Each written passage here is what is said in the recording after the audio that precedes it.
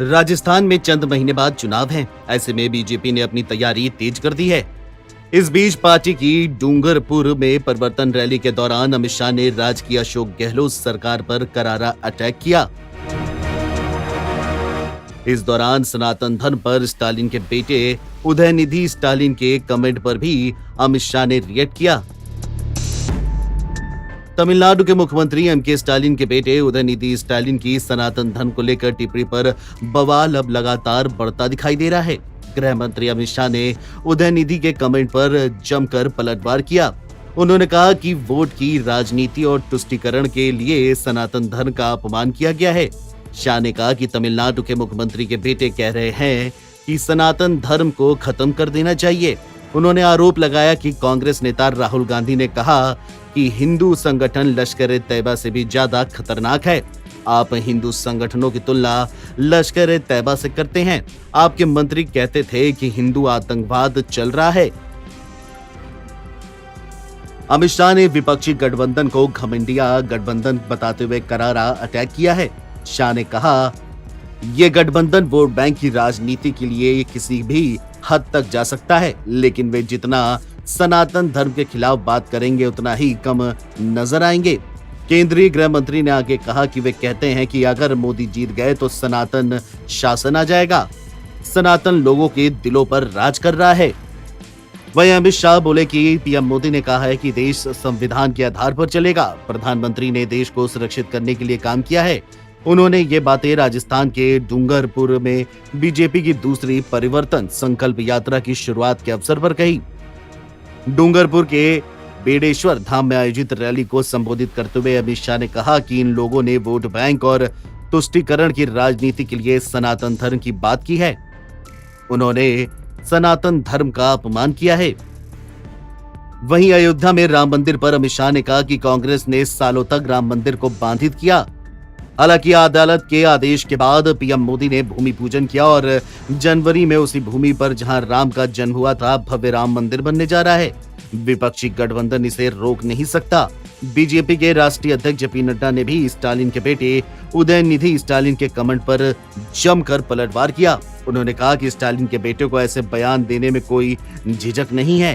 क्या उदयनिधि का बयान इंडिया गठबंधन की राजनीतिक रणनीति का एक अहम हिस्सा है?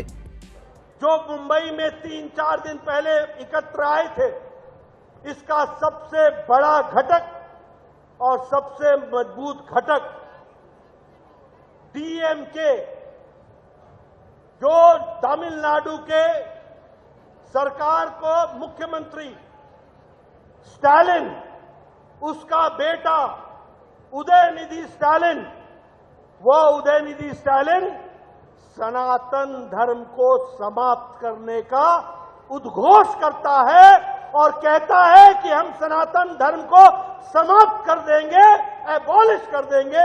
इस तरह की भाषा इस्तेमाल करता है। आप बताइए, ऐसे घमंडिया परिवारवादी इंडिया अलायंस को रहने देने का अधिकार है क्या?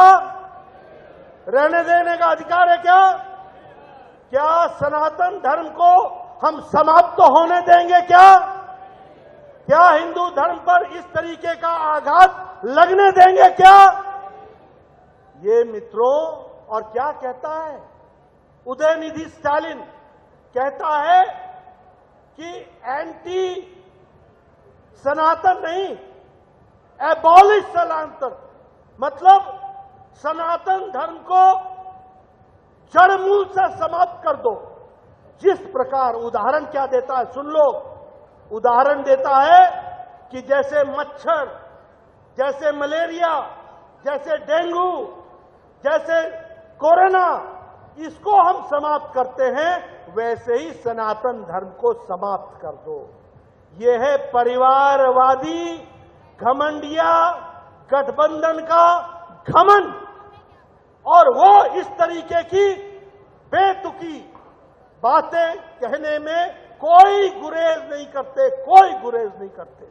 आप बोलिए, उदयनिधि स्टालिन ने जो ये बात कही है, ये कब कही? ये तब कही जब 3 दिन पहले मुंबई में बैठकर ये गलबाइयां करके अपनी रणनीति तैयार कर रहे थे। क्या यही रणनीति तैयार हुई है? क्या इंडी अलायंस का, क्या घमंडिया गठबंधन का ये सोचा समझा राजनीतिक रणनीति है क्या कि सनातन धर्म को समाप्त करो, हिंदू धर्म को समाप्त करो?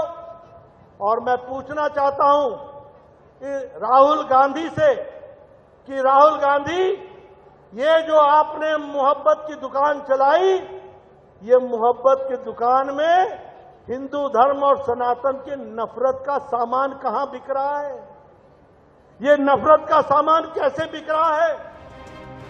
बहरहाल एक बार फिर से देश धर्म की सियासत की ओर बढ़ रहा है। उदयनिधि के सनातन धर्म पर दिए टिप्पणी को लेकर के अब सियासी पारा बढ़ चला है।